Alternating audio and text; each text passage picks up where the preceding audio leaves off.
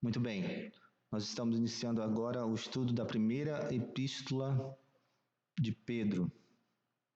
Estamos começando agora o nosso trabalho e, como sempre nós fazemos, nós estamos aqui com o nosso dashboard, nosso painel inicial, e a gente está vendo aqui o panorama do Novo Testamento e nós estudamos até a carta de Tiago.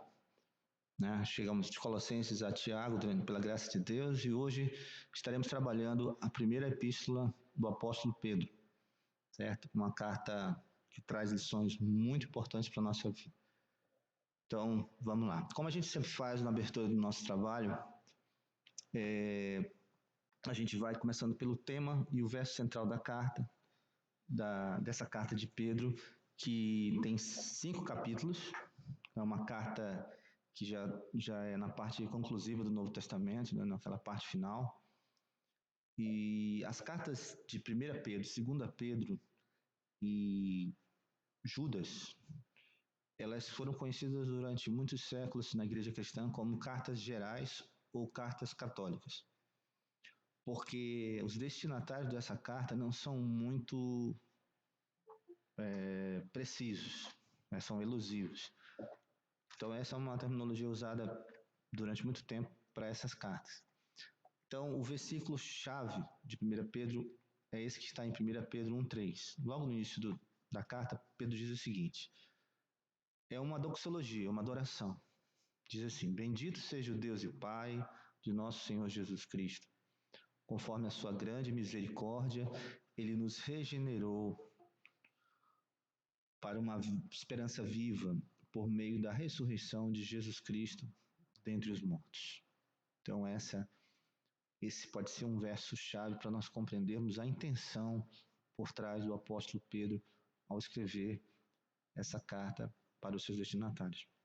O tema central da carta é um tema que nos remonta a uma demonstração, aliás, uma exortação a um comportamento de vida imitando Jesus Cristo. Ele diz assim: sejam santos como o Senhor é santo. Pedro faz muitas alusões a textos e ensinos do Antigo Testamento na sua carta. Esse é um mandamento, uma prescrição que Moisés direcionou ao povo de Israel e que a gente encontra registrado no livro de Levítico. Palavras-chave da carta. Então, quais são as palavras que se destacam na carta de 1 Pedro? Palavras que transmitem o núcleo, o ponto central da carta, o cerne. Há duas palavras que chamam a atenção quando você lê a carta de 1 Pedro. Uma palavra é a palavra santo, que aparece em vários pontos da carta. Pedro destaca muito o aspecto da santidade para o cristão. E outra palavra é uma palavra ética, que é procedimento. O comportamento dos cristãos que liam a carta de Pedro diante de todo aquele conjunto de circunstâncias contrárias que eles estavam atravessando, inclusive perseguição. Então, o que estava em jogo ali era o modo, o jeito, o estilo de vida daqueles homens e mulheres que liam a carta de Pedro. Procedimento, essa é a palavra-chave. Sobre o autor da carta, vamos aprender algumas coisinhas sobre o autor dessa carta. O autor da carta, quem foi Pedro, também chamado de Cefas, o pescador de homens? Pedro, ele teve diversos momentos na vida, nos evangelhos, em que ele se destacou dos demais discípulos no seu relacionamento com Jesus, mas uma coisa que chama atenção foi o evento que aconteceu lá em Mateus capítulo 16, que é conhecido como a declaração de Pedro, ou o credo de Pedro. Jesus perguntou aos discípulos: o que vocês dizem acerca do Filho do Homem? E Pedro fez uma declaração, ele disse: tu és o Cristo, o Filho do Deus vivo. Então Jesus atribuiu a Simão um apelido de Cefas, que no grego significa pedra. No aramaico a palavra é Cefas. E a partir daí Pedro recebeu esse nome, esse apelido de Jesus, e ficou conhecido como Cefas. Simão, depois de apelidado por Cristo de Pedro, o pescador, que era irmão de André, natural de Betsaida, uma cidade do litoral norte da Galiléia, do Mar da Galiléia. Ele foi chamado para ser um discípulo de Jesus, conforme Mateus 4, 18 e 19. Deixou sua terra natal, a Galiléia. É quase certo que ele tenha escrito a partir da cidade de Roma essa carta. Babilônia poderia ser um nome metafórico para a capital do império, seguindo o padrão profético que emerge de Jeremias capítulos 50 e 51. Então, no último capítulo, Pedro diz que está escrevendo da Babilônia, mas na verdade o que a gente pode entender é que ele estava escrevendo de uma cidade apelidada de Babilônia. Depois de seguir o Senhor durante 3 anos sobre a terra e ver a nuvem cobri-lo, depois da sua última aparição, após sua ressurreição, Pedro ministrou a palavra em Jerusalém, na Judéia. Então, no ano 44 depois de Cristo, uns 11 anos depois da subida de Jesus, Herodes tentou matá-lo e ele teve que se ausentar de Jerusalém. Sabemos depois que Pedro retornou depois de alguns anos, uns 4 ou 5 anos, para Jerusalém para participar de um concílio muito importante que é registrado em Atos 15, que foi o Concílio de Jerusalém. E depois ele seguiu para uma missão fora da Judéia, evangelizando diversos grupos de convertidos. Inclusive ele esteve em Corinto, ele passou na cidade de Corinto. Os crentes de Corinto conheciam Pedro pessoalmente. Paulo fala do primeiro apostolado de Pedro aos judeus, em Gálatas 2:8.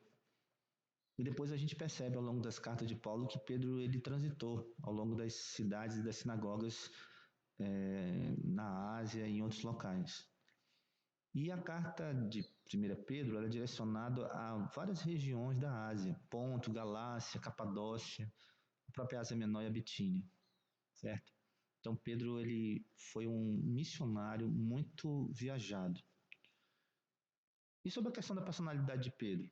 Pedro ele era dotado de uma personalidade forte, pragmática, determinada, frequentemente colocado em condição de liderança e de iniciativa perante seus companheiros. Pedro, por causa disso, terminou fazendo parte do círculo mais próximo de Jesus. Inclusive, na noite do Getsemane, Jesus o chamou para mais próximo de si, junto com João e Tiago, para vocês verem a proximidade que Pedro tinha de Jesus. Nos evangelhos se evidencia o seu extrapolador temperamento, continuamente irrequieto, sanguíneo, explosivo, emocional, ebulitivo, diante dos mais diversos contextos de turbulência e caos. Isso frequentemente colocava ele em situações de risco, de constrangimento, de hiperexposição, e às vezes ele recebia de Jesus elogios e censuras por causa disso. A sua fala era impulsiva, precipitada, e depois, posteriormente, veio a ser convertida pelo Espírito Santo em intrepidez, convicção, coragem e eloquência extraordinárias, capaz de persuadir e levar milhares de pessoas à conversão e ao arrependimento, conforme a gente vê em Atos capítulo 2. Pedro foi um microempresário, ele era um homem de relativas posses, porque ele trabalhava no ramo de pesca, possuía barcos e funcionários a seu serviço, junto com André e outros discípulos. Então ele não era exatamente um homem pobre. Ele era casado, sabemos disso porque a sua esposa o acompanhava em viagens apostólicas, conforme Paulo registra em 1 Coríntios 9. Finalmente ele estabeleceu-se provavelmente na década de 60, na cidade de Roma, discipulando, liderando e apacentando a igreja cristã que se reuniu ali e estava enfrentando dificuldades. Ele ficou ali até a sua morte.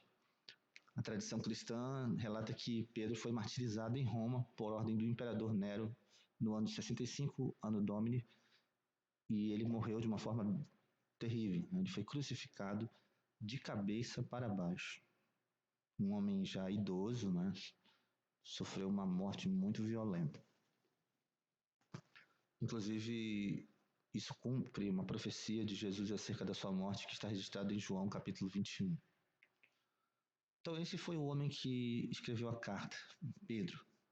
E o contexto? Quando e onde essa carta aconteceu? Então a carta de Pedro, ela é calculada a partir de algumas datas que os estudiosos do Novo Testamento fazem. A chegada de Pedro em Roma é calculada por Chase em aproximadamente 63 Anno Domini, uns 2 anos após a própria chegada de Paulo, que foi aprisionado.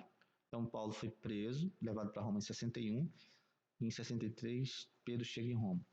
É muito interessante a gente observar que Marcos que escreveu o Novo Testamento, a carta, aliás, o Evangelho de Marcos, ele foi chamado por Paulo a Roma em 2 Timóteo 4:11, pouco antes da morte de Paulo. Ele é mencionado como estando ao lado de Pedro, assim como Silas, antigo companheiro de viagem de Paulo, no final da carta de Pedro, dando a entender que o núcleo de missionários paulinos, agora sem o seu mentor, que foi morto, passou a andar com Pedro. Podemos dizer que 1 Pedro foi escrita no contexto do início da perseguição de Nero aos cristãos em 64 Anno Domini. Então isso aí é a data. Então Pedro, ele escreveu a sua carta com a ajuda de Silvano, que é o Silas que andou com Paulo pela Ásia. Aquele Silas que a gente viu ser preso lá em Filipos, foi acorrentado junto com Paulo, que passou por todos aqueles problemas. Ele era um judeu romano que sabia escrever muito bem, e ele ajudou Pedro a escrever a sua carta, naquele contexto que ele precisava. De onde a carta foi escrita? Como já explicamos, Roma parece ser o local de origem dessa carta. O contexto em que a carta foi escrita é um contexto de opressão generalizado que a comunidade cristã estava enfrentando naqueles dias difíceis. E Pedro, percebendo que o tempo da sua partida dos demais líderes parecia se avizinhar e desejando trazer consolo para o rebanho angustiado, se move a procurar Silas e pedir para que ele o ajude a transcrever um conjunto de temas importantes e pastorais que ele tem em mente e que quer repassar às igrejas estabelecidas nesses 5 locais mencionados no início da sua correspondência. Os locais eram Ponto, Galácia, Capadócia, Ásia e Bitínia. Então isso aí é o contexto de quando e onde a carta foi escrita. Sobre o fato da carta ter sido escrita por Pedro, é interessante a gente saber também, um pouco antes de a gente falar um pouco sobre o aspecto devocional, que a autoria da carta de Pedro sempre foi uma coisa disputada pela igreja. Na verdade, não pela igreja, pelos estudiosos, né, do Novo Testamento. Então é verdade que sempre houve um intenso debate e questionamento sobre a genuína autoria petrina deste documento. Afinal de contas, Pedro escreveu ou não essa carta? Sim ou não? Por que existem esses pensamentos contrários à autoria de Pedro? Por algumas coisas muito interessantes que a gente percebe nessa carta que realmente é para se pensar. Por exemplo, primeiro, no final da carta, Silvanus, ou Silas, é citado como um escritor intermediário da carta. Então ele foi um ghostwriter ou um amanuense? O ghostwriter é o cara que pensa um texto, como um presidente da república que vai falar, né? E aí o assessor dele escreve tudo o que ele tem que dizer e o presidente só faz ler sem saber exatamente assim, o conteúdo que está sendo apresentado de uma forma profunda. O amanuense não, é um transcritor literal. Ele vai ditando, ele vai escrevendo aquilo que vai sendo ditado para ele. Então Silas não teria apenas redigido, mas também pensado a carta? Isso algumas pessoas perguntam. 2. A carta de 1 Pedro é uma carta muito bem escrita gramaticalmente. É um grego muito elegante, muito bem escrito. E a gente sabe que Pedro era um pescador iletrado, sem estudo, não treinado em retórica e muito simples. Como é que um homem assim, sem conhecimento literário, poderia escrever tão bem? 3. Destinatários sem relação com o campo missionário de Pedro. Peregrinos e forasteiros eram uma espécie de um código judeu para gentios.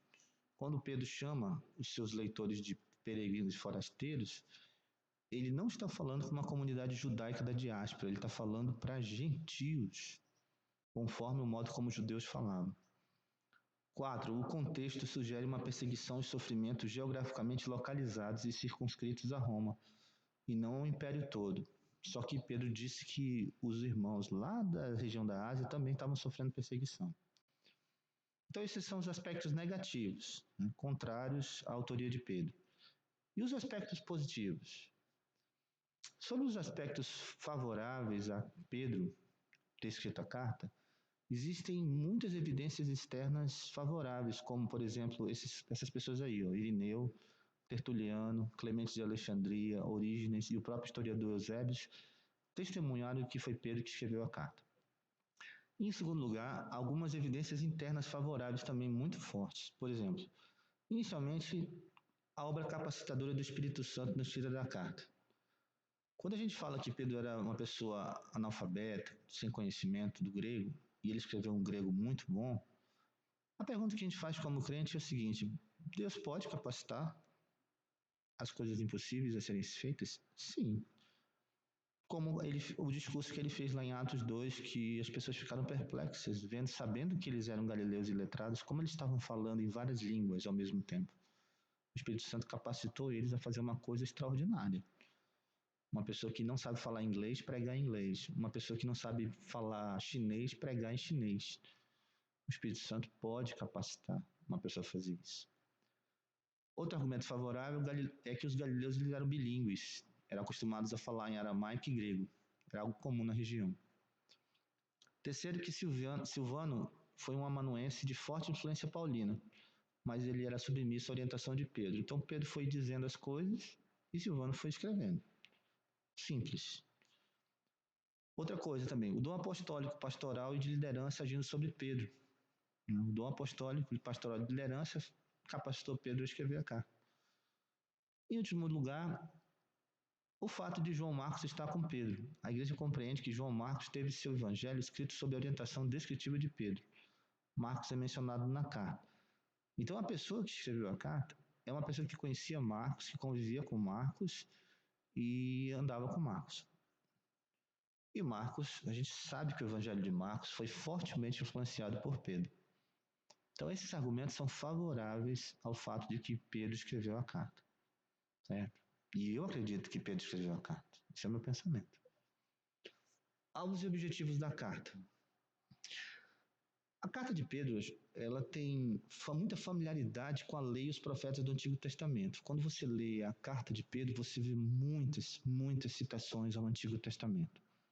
É muito comum na carta de Pedro, nessa primeira carta, a presença de imagens e elementos do Antigo Testamento. Isso é muito interessante.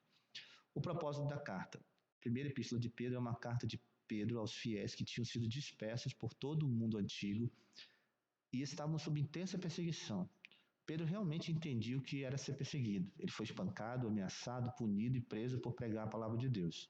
Ele sabia o que era perseverar sem amargura e sem nunca perder a esperança, assim como viver uma vida obediente e vitoriosa em muita fé. Esse conhecimento da esperança viva em Jesus foi a sua mensagem, assim como seguir o exemplo de Cristo.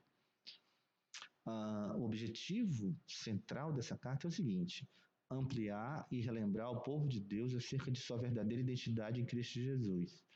Então, essa carta é uma exposição das inúmeras verdades bíblicas do Antigo e do Novo Testamento que afirmam que pertencer ao povo de Deus é sofrer no presente momento, mas viver pela fé numa rica esperança de que junto de Cristo temos um novo lar e um destino eterno baseado na fidelidade da graça e do amor de Deus que nos fez seu povo e nos conduz à sua glória.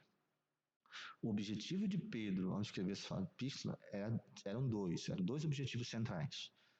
Primeiro, Pedro, ele começa a carta dele fazendo com que ele se dirige aos seus leitores, que eram gentios, para que eles lembrem quem eles são e os identifica com o povo de Deus, os descendentes de Abraão, que nós, crentes em Jesus, somos uma família com a família de Abraão. Então, a saudação inicial da carta já inicia mostrando a identidade do povo de Deus. Então, a primeira coisa que Pedro faz é o seguinte: saibam quem vocês são. É o primeiro objetivo de Pedro. E o segundo objetivo de Pedro é saibam a quem vocês pertencem. Então, Pedro, ele é estimulado na sua carta a escrever acerca de uma nova esperança, uma nova identidade, uma nova família, um novo relacionamento que o povo de Deus estava tendo agora com Jesus Cristo e que o sofrimento que eles estavam passando, na verdade, era um fogo purificador que objetivava aprofundar a fé deles e o relacionamento deles com Cristo, fazendo com que eles focassem na verdadeira profundidade da vida, que é o relacionamento com Jesus. Por isso que ele diz lá em 1 Pedro 1,3: louvado seja Deus que nos fez nascer de novo em uma esperança viva e nova em Cristo Jesus. Então esses eram os dois objetivos de Pedro na sua carta, certo? A identidade do povo de Deus. Falando ainda sobre identidade, que é uma coisa que nós vamos falar agora nesse momento, é importante nós lembrarmos que a carta de Pedro responde uma pergunta muito importante para a gente como cristão. Quem nós somos como povo de Deus? Alguém pode ler para mim esse texto aí, de 1 Pedro 2,9, por favor? Alguém pode ler? Por favor. Vós, porém, sois raça eleita, sacerdócio real, nação santa, povo de propriedade exclusiva de Deus, a fim de proclamardes as virtudes daquele que vos chamou das trevas para a sua maravilhosa luz. 1 Pedro 2,9. Amém. Então, eu estou falando aqui sobre identidade. Então, quando nós lemos a carta de 1 Pedro, nós aprendemos que existe uma identidade do povo de Deus. E Pedro usa 6 imagens do Antigo Testamento para nos ensinar quem nós somos, certo? Então, não é possível você ser um crente saudável, um crente que vive uma vida de paz na sua vida, se você não sabe quem você é. Então, não é possível. Se alguém perguntar para você assim, quem você é, e você não sabe responder, está faltando um conhecimento das Escrituras sobre isso, uma revelação do Senhor, e isso tem que acontecer. Inclusive, isso é completamente acessível ao novo convertido, a pessoa que tem dias de fé. Você não precisa saber profundamente o Antigo e o Novo Testamento para saber quem você é. Com 1 dia, 2 dias de cristianismo já na sua vida, você já tem uma noção. Por exemplo, você sabe logo no início que você é filho de Deus. Isso a gente sabe logo que a gente se converte. Eu sei porque quando eu me converti, eu tinha um monte de perguntas na minha cabeça. Eu era adolescente de 14 anos. Mas quando eu cheguei em casa, a primeira coisa que eu pensei quando eu deitei na minha cama, quando eu tinha ouvido a palavra, eu tinha me convertido, eu falei assim: quem eu sou? Aí eu respondi para mim mesmo: eu sou filho de Deus. Foi a primeira coisa que eu aprendi. Eu não sabia mais nada, mas eu sabia disso. Então vamos lá. 6 coisas, 6 imagens. Primeira, as imagens de Pedro para o povo, para a identidade que nós precisamos lembrar. Opa, Odete levantou a mão. Pode falar, Odete. Pode falar, minha irmã. Você levantou sua mão? Odete fez uma pergunta? Sem querer? Tá bom. Então vamos lá. Se você quiser perguntar, Odete, fique à vontade, viu? A primeira coisa que Pedro diz, uma primeira imagem: estejam prontos. Ele usa uma imagem de Êxodo, quando Moisés falou para o povo se preparar para sair daquela madrugada do Egito para a Terra Prometida. Alguém lê para mim esses 2 textos bíblicos aí, por favor. São paralelos. Pode ler. Por isso, cingindo o vosso entendimento, sede sóbrios e esperai inteiramente na graça que vos está sendo trazida na revelação de Jesus Cristo. 1 Pedro 1,3. Desta maneira, comereis de lombo cingido, sandálias nos pés e cajado na mão. Comê-lo-eis à pressa. É a Páscoa do Senhor. Êxodo 12:11. Obrigado, Paulo. Então, meus irmãos, nós estamos em movimento. Nós estamos em viagem. Sabe como é você estar num lugar, por exemplo, você está num hotel, e aí o funcionário do aeroporto liga e diz assim: olha, senhor, por favor, deixe sua mala pronta, porque a qualquer momento o motorista do aeroporto vai passar aí para pegar o senhor, porque o avião está para decolar, e assim que o avião estiver pronto, a gente vai chegar aí na porta do hotel e o senhor vai ter que estar pronto para descer e entrar no carro e ir para o avião. Então, o que você faz? Você está tudo pronto. Você pega a tua mala, já bota a tua roupa, já bota as tuas coisas, teus documentos, o passaporte na mão, e tá ali com a mala em cima da cama, já tudo já arrumado. Aí o interfone toca, aí o cara diz: olha, chegou a sua van, tá aí na porta para o senhor descer e entrar no. Então, eu estou pronto para ir embora. Certo? Então, é isso que Pedro está dizendo. Vocês fiquem prontos, porque a qualquer momento vai acontecer. Então, a imagem é uma identidade de uma pessoa que está pronto para acontecer alguma coisa, preparado. Preparado para acontecer o quê? Para acontecer uma mudança, uma alteração em toda a sua vida, em toda a sua existência. Você está em condição de peregrino, em movimento. Isso é o cristianismo, tá? Então, Pedro compara isso aos crentes, aos israelitas, na noite da Páscoa, quando Moisés disse: vocês estejam preparados para almoçar, para jantar a Páscoa, comer o cordeiro e de madrugada já pegarem a estrada. Segunda imagem: Vocês são um povo santo de Deus. Alguém lê para mim esses 2 versos, por gentileza. Por favor, vamos lá. Leiam para mim. Pode ler. Como filhos da obediência, não vos amoldeis às paixões que tinhas anteriormente na vossa ignorância. Pelo contrário, segundo é santo aquele que vos chamou, tornai-vos santos também vós mesmos em todo o vosso procedimento, porque escrito está: sede santos, porque eu sou santo. Eu sou o Senhor vosso Deus, portanto, vós vos consagreis e sereis santos, porque eu sou santo. E não vos contamineis por nenhum enxame de criaturas que se arrastam sobre a terra. Eu sou o Senhor, que vos faço subir da terra do Egito, para que eu seja vosso Deus. Portanto, vós sereis santos, porque eu sou santo. Obrigado, minha irmã. Então, esses 2 textos mostram que a nossa identidade, nós somos povo santo de Deus. Terceira identidade, terceira imagem. Vocês são um povo do novo êxodo e da nova Páscoa. O texto diz em 1 Pedro 1, 17 a 21. Ora, se invocais como Pai aquele que, sem acepção de pessoas, julga segundo as obras de cada um, portai-vos com temor durante o tempo da vossa peregrinação, sabendo que não foi mediante coisas corruptíveis, como prata ou ouro, que foste resgatados do vosso fútil procedimento que vossos pais vos legaram, mas pelo precioso sangue, como de cordeiro sem defeito e sem mácula, o sangue de Cristo, conhecido com efeito antes da fundação do mundo, porém manifestado no fim dos tempos por amor de vós, que por meio dele tendes fé em Deus, o qual o ressuscitou dentre os mortos e lhe deu glória, de sorte que a vossa fé e esperança estejam em Deus. Comparem isso com o Êxodo capítulo 12 a 15 e vejam como nós fomos resgatados através do poder de Deus. Não é? Ele é o nosso Redentor. Imagem número 4. Vocês são o povo da nova aliança. Alguém pode ler para mim, por favor? 1 Pedro 1, 22? Pode ler esse texto aí.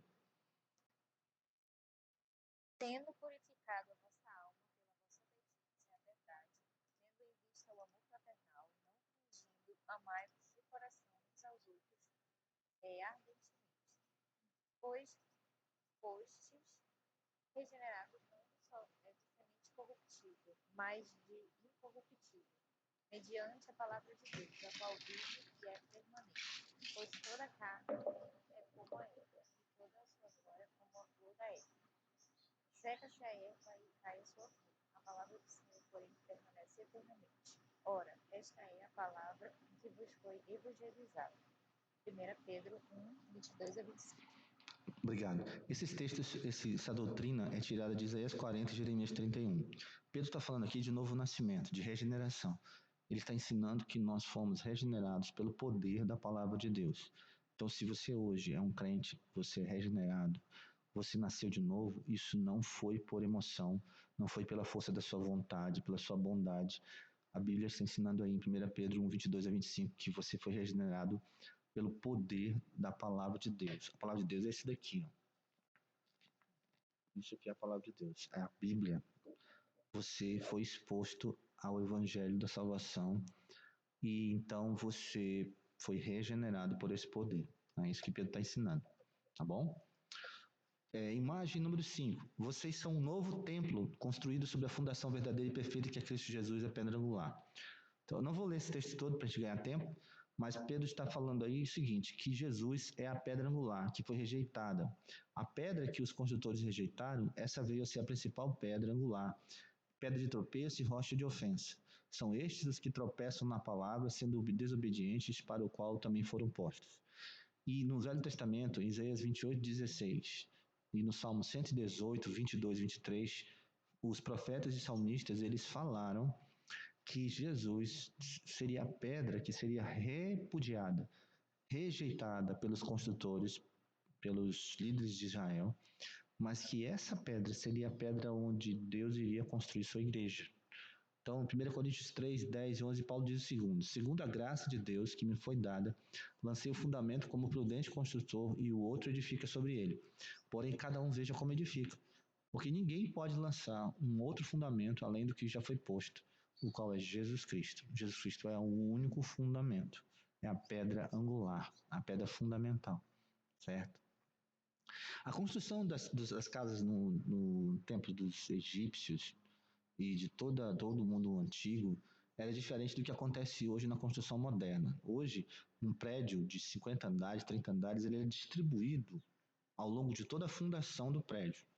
Naquela época, uma pirâmide, um templo, um prédio, do tamanho que fosse, ele começava num canto da construção, uma pedra muito sólida e grande era colocada, e os engenheiros começavam a construir todo o prédio apoiado naquela esquina daquela casa.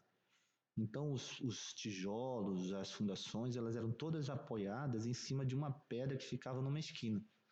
Aquela pedra era chamada de pedra angular, ou pedra de esquina. Se aquela pedra fosse uma pedra ruim, ou ela soltasse, todo o edifício desmoronava. Diferente de hoje, que se você atingir, por exemplo, uma coluna lateral de um prédio, o prédio pode não desabar, não tem problema nenhum. Acontece às vezes. Mas naquela época não. Se essa pedra do canto ela caísse, ou ela trincasse, ou ela fragmentasse, todo o prédio desabava. Então é isso que Jesus Cristo representa para a gente como crente. Se aquilo que você acredita em Jesus desabar, a tua vida inteira tem que desabar junto, ou vai desabar. Sexta e última imagem. Vocês são um reino de sacerdotes para as nações. Alguém pode ler para mim, por favor? Pode ler. Os dois textos.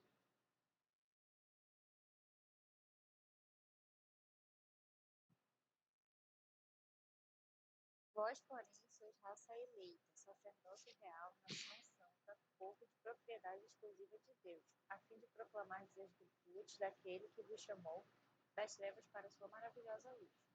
Vós, sim, que antes não erais povo, mas agora sois povo de Deus, que não tinhas alcançado misericórdia, mas agora alcançaste misericórdia. 1 Pedro 2, 9 e 10. Subiu Moisés a Deus, e do monte o Senhor chamou e lhe disse: Assim falarás à casa de Jacó e anunciarás aos filhos de Israel: Tendes visto o que fiz aos egípcios, como vos levei sobre asas de águia e vos cheguei a mim. Agora, pois, se diligentemente ouvirdes a minha voz, guardardes a minha aliança, então sereis a minha propriedade peculiar dentre todos os povos, porque toda a terra é minha. Vós me sereis reino de sacerdotes e nação santa. São estas as palavras que falarás aos filhos de Israel. Êxodo 19, 3 a 6. Isso é lindo, né? Deus, olha só a mente de Deus. O mundo, a terra, é um santuário. Você já parou para pensar nisso? Ele não está falando que uma igreja lá na Constantino Neri, um prédio ali, perto da Arena da Amazônia, aquilo ali é um templo. Não é isso. Deus está dizendo assim: o mundo inteiro é um grande santuário. E eu quero que esse santuário universal seja ministrado por um reino de sacerdotes, que são vocês.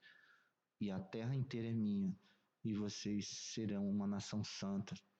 Cada um de vocês vai orar um pelo outro e pelos demais. E vocês vão apresentar sacrifício de vida. A vida de vocês será uma vida de sacerdotes.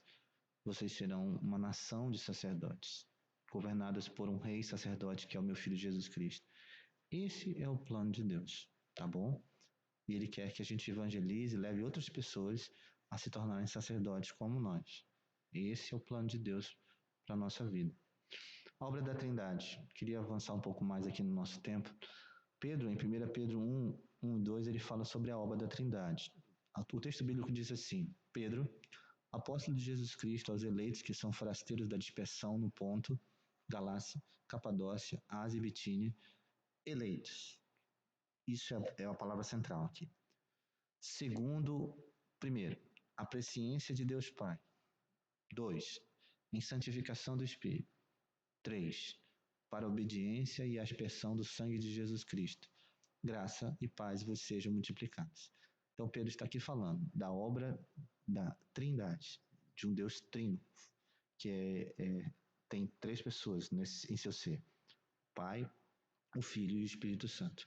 A Trindade operando. Então a gente aprende aqui nesse texto sobre os eleitos que existe uma presciência. E esse ser presciente, ele diz assim: eu sei antes a respeito de alguém. Por isso que ele é presciente. Segundo, ele santifica. Santificação. Eu separo e preparo antes alguém. Ele faz isso. Ele se santifica. Terceiro, ele tem um objetivo. Obediência. Eu prescrevo antes para alguém o caminho que ele vai andar. Eu escrevi o teu caminho. Eu sei onde tu vais andar. Eu sei o que tu vais fazer. E o meu objetivo é que você me obedeça. E eu fiz isso antes da fundação do mundo. E aspersão. Você sabe o que é aspersão? Aspersão é um líquido cair em cima de um objeto, ou de uma coisa, ou de um ser.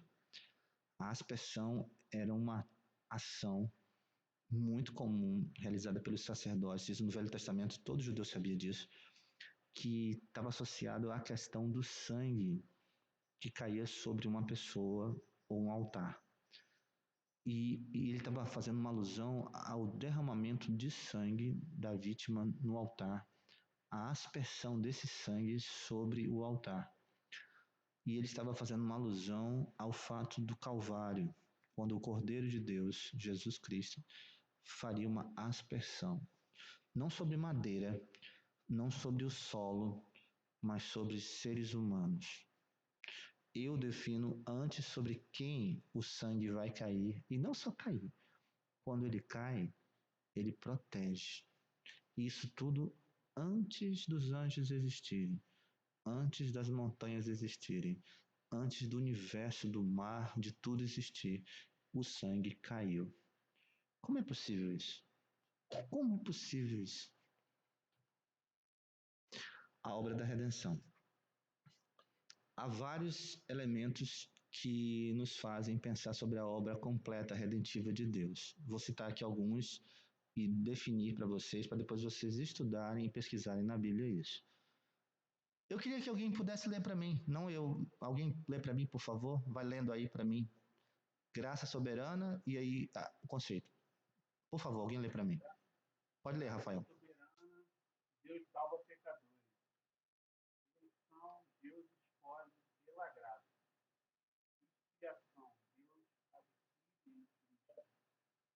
Vocação externa, Deus salva através do Evangelho. Regeneração, Deus concede vida. Conversão, o homem se arrepende de si. Justificação, Deus declara o homem justo. Adoção, Deus recebe o homem como filho. Santificação, Deus purifica, o homem obedece. Perseverança, Deus persevera. Preserva. Deus Deus preserva o homem. Glorificação, Deus consuma a salvação. Obrigado, meu irmão. Excelente. Então, meus irmãos, isso aí é a obra redentiva de Deus. Olha só. Lá no início, Deus escolhe, e lá no final, Deus consuma a salvação, certo? Essa é a obra completa de Deus agindo sobre as nossas vidas. E várias explicações conceituais que você encontra nessa tabela aí. A cadeia de ouro de Romanos 8. Paulo assinava embaixo do que Pedro falava. Uma mente amorosa e um plano eterno nos leva até a glorificação final. Lá em Romanos 8, 28 a 30, a Bíblia diz assim: o que apesar de muitas vezes eu e muita gente usar esse texto em outros contextos, é para isso que esse texto foi escrito, para explicar a obra completa da redenção. Sabemos que, Paulo diz, todas as coisas cooperam para o bem daqueles que amam a Deus, daqueles que são chamados segundo o seu propósito. Porquanto aos que de antemão conheceu, também os predestinou para serem conformes à imagem de seu Filho, a fim de que ele seja o primogênito entre muitos irmãos. E aos que predestinou, a esses também chamou. E aos que chamou, a esses também justificou. E aos que justificou, a esses também glorificou. Isso é o que nós costumamos chamar de a cadeia de ouro da redenção. Por que uma cadeia?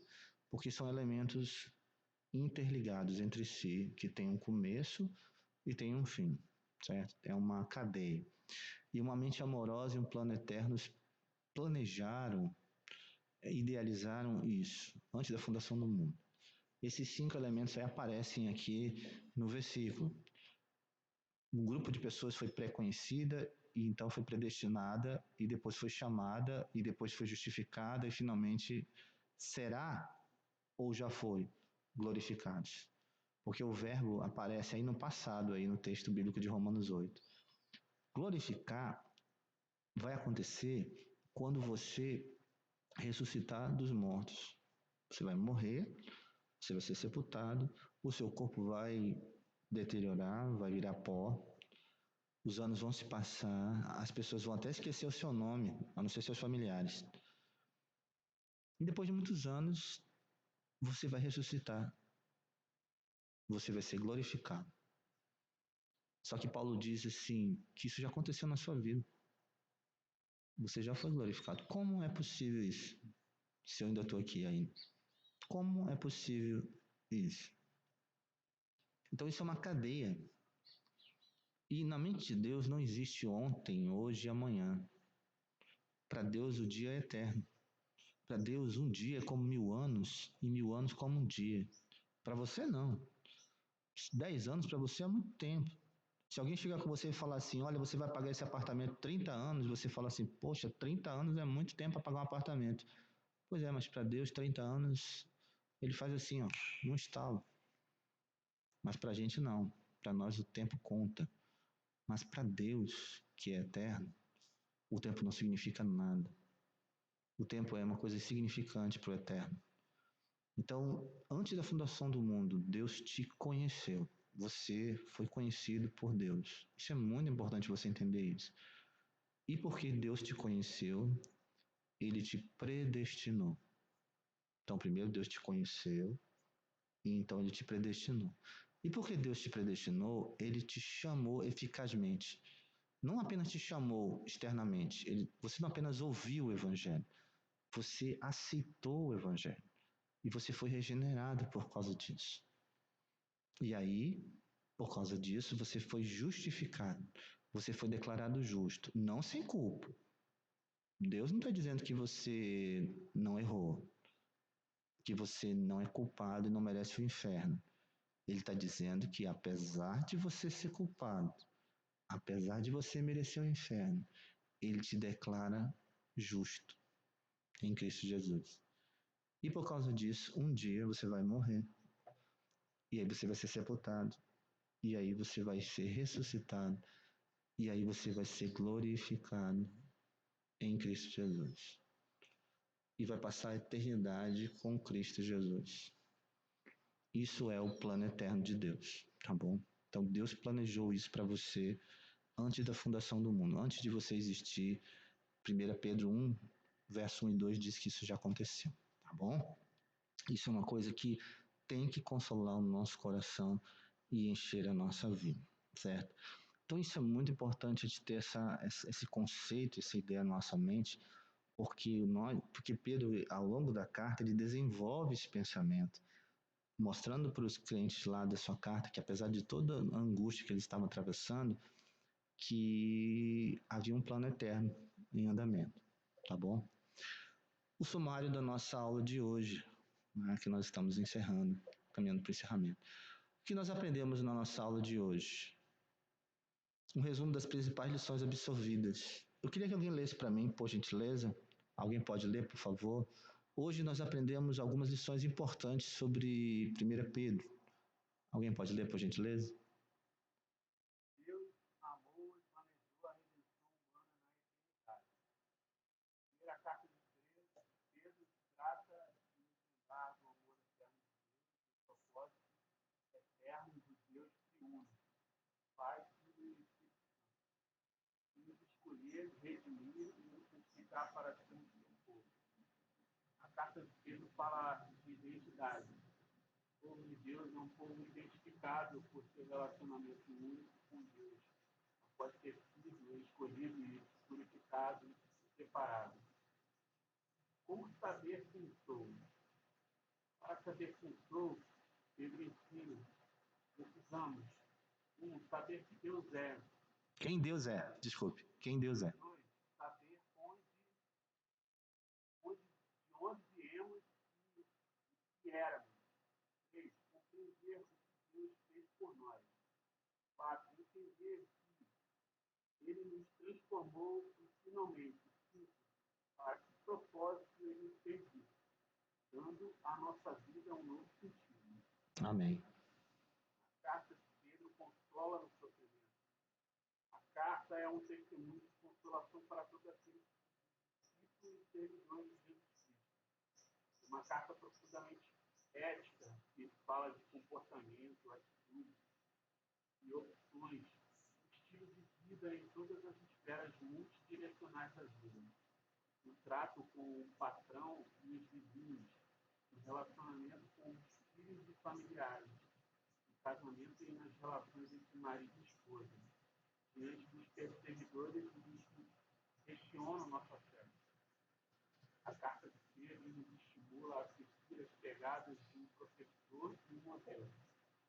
Pedro nos estimula a assumirmos um comportamento modelador, ou seja, de imitadores, e oferece para nós um modelo perfeito para seguirmos e nos discipular aqui na Terra, do qual devemos sempre lembrarmos, principalmente quando estivermos sofrendo por causa da nossa obediência a Deus. Pois que glória há, pecando como cortejados por isso, e suportais com paciência. Entretanto, quando praticais o bem, sois igualmente aflitos e suportais com paciência. Isso é grato a Deus, porquanto para isso foste chamados. Pois que também Cristo sofreu em vosso lugar, deixando-vos exemplo para seguirmos os seus passos, o qual não cometeu pecado, nem dolo algum se achou em sua boca. Pois ele, quando ultrajado, não revidava com ultraje, quando maltratado, não fazia ameaça, mas entregava-se àquele que julga retamente, carregando ele mesmo o seu corpo sobre o madeiro, os nossos pecados, para que nós, mortos para os pecados, vivamos para a justiça, por suas chagas fomos sarados. 1 Pedro 2, 20 a 24. Amém. Obrigado, Rafael. Muito bom. Então, meus irmãos, nós só enfatizando aquilo que o Rafael leu aqui no ponto 3, como saber quem sou, a carta de Pedro traz algumas lições, algumas dicas, algumas orientações muito práticas para saber sobre a minha identidade. Olha só, para eu saber quem eu sou, eu preciso saber quem Deus é. Então, Pedro fala abundantemente sobre a pessoa do Senhor Jesus Cristo, de seu Pai. Então, você precisa conhecer e saber esse Deus que você ama, que você serve. E Pedro fez isso na sua carta, apresentou para os cristãos que o liam muitas características importantes acerca de Jesus, não é, como Cordeiro de Deus, e do Pai de Jesus como esse Deus amoroso que nos escolhe. 2, precisamos saber de onde nós viemos e o que éramos. Então, nós éramos um povo perdido, um povo alienado, um povo sem esperança, um povo sem direção, pessoas que não sabiam o que queriam na vida, né? Qual o propósito que elas tinham. Eram pessoas completamente descontinuadas, sem direção, sem esperança, sem rumo. E isso acabou quando nós nos encontramos em Jesus. Um novo tempo começou na nossa vida. 3, compreender o que Deus fez por nós, a obra de redenção, como Jesus nos lavou, nos salvou, agiu por nós, nos deu uma nova e viva esperança em Cristo Jesus por meio do poder regenerador da palavra de Deus, que é a semente corruptível que nos transforma, o genuíno leite espiritual que nós devemos ansiar e anelar, como diz em 1 Pedro 2, ele fala que essa nova dimensão de relacionamento com a palavra de Deus, um crente deve ser conhecido como uma pessoa que ama a palavra de Deus. Você, como crente, você não pode ter um relacionamento morno com a Bíblia, com a palavra de Deus. Você precisa amar a Bíblia. Você precisa querer se interessar por ela, aprender a palavra de Deus. Não para saber por saber, mas para se alimentar. Um bebê, ele precisa de leite. O crente, ele precisa da Bíblia, da palavra de Deus. 4. Entender em que ele nos transformou. O que nós passamos a ser a partir do momento em que nós cremos em Jesus? Uma nação de reis e sacerdotes. Pessoas que dominam, governam, lideram, assumem seus compromissos e seus desafios como reis, mas que também sacerdotes, como sacerdotes, eles intercedem pelos outros, eles conversam com o Pai, eles ministram, eles agem em favor dos outros, eles se compadecem daqueles que sofrem. E 5, para que propósito ele nos fez, dando à nossa vida um novo sentido. Então agora existe um novo rumo, certo? Um novo rumo Deus nos deu. E nisso nós então somos completamente tomados e levados a ter um propósito na vida. Eu queria encerrar lendo um texto de 1 Pedro 5, não é? Eu queria ler a partir do verso 4. 1 Pedro 5, a partir do verso 4, diz assim a palavra de Deus. Ora, logo que o Supremo Pastor se manifestar, recebereis a imarcessível coroa da glória, imarcessível que não murcha. Rogo igualmente aos jovens, sede submissos aos que são mais velhos, outros sim, no trato de uns para com os outros, cingivos de toda humildade, porque Deus resiste aos soberbos, contudo aos humildes concede a sua graça. Verso 6. Humilhai-vos, portanto, sob a poderosa mão de Deus, para que Deus, em tempo oportuno, vos exalte, lançando sobre ele toda a vossa ansiedade, porque ele tem cuidado de vós. Sede sóbrios e vigilantes. O diabo, vosso adversário, anda em derredor como um leão que ruge procurando alguém para devorar. Resisti-lhes firmes na fé, certo de que sofrimentos iguais aos vossos estão se cumprindo na vossa irmandade espalhada pelo mundo. Ora, o Deus de toda graça, que em Cristo Jesus vos chamou à sua eterna glória, depois de terdes sofrido por um pouco, ele mesmo vos há de aperfeiçoar, firmar, fortificar e fundamentar. A ele seja o domínio pelos séculos dos séculos. Amém. Amém. Então, meus irmãos, essa é a carta de 1 Pedro que nós pensamos hoje, alguns aspectos. Há muitos outros que nós não abordamos, mas basicamente esses são os aspectos mais importantes que nos chamam a atenção para que nós possamos ter uma visão de como essa carta representa para nós um estímulo à perseverança, à obediência, ao consolo no momento de dificuldade que nós atravessamos, quando nós estamos sendo perseguidos por causa da nossa fé em Jesus Cristo, certo? Isso é muito importante. Alguém quer fazer alguma consideração, alguma pergunta sobre esse assunto, sobre aquilo que nós estudamos ou alguma coisa a ser considerada? Espero muito que tenha sido esclarecedor, né? Alguma coisa? Não? Tá bom. Se vocês tiverem alguma coisa a perguntar durante a semana, lendo o nosso texto, nosso material, faça como os irmãos estão fazendo, sabe? Escrevendo uma mensagem, dirigindo uma pergunta, um pensamento, e a gente vai colocar no grupo, vai compartilhar, tentando responder aquilo que a gente tem lido, tá bom? Tá certo, meus irmãos? Amém?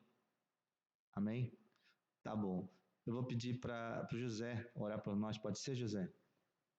José, você pode orar, por favor? José vai orar e aí nós vamos encerrar, tá bom, meus irmãos? Oremos com José. Amém.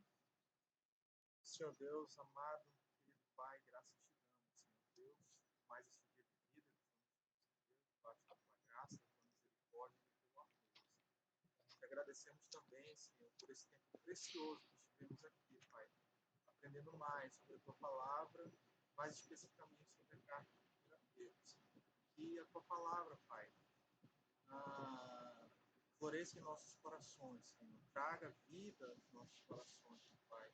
O Senhor transforme as nossas vidas, meu Pai, de acordo com a tua palavra, Senhor Deus. Assim nós oramos, Senhor, que a tua bênção continue sobre nós no decorrer deste dia, meu Pai. O Senhor fique conosco, Pai. Assim nós oramos e te agradecemos no santo nome de Jesus. Amém.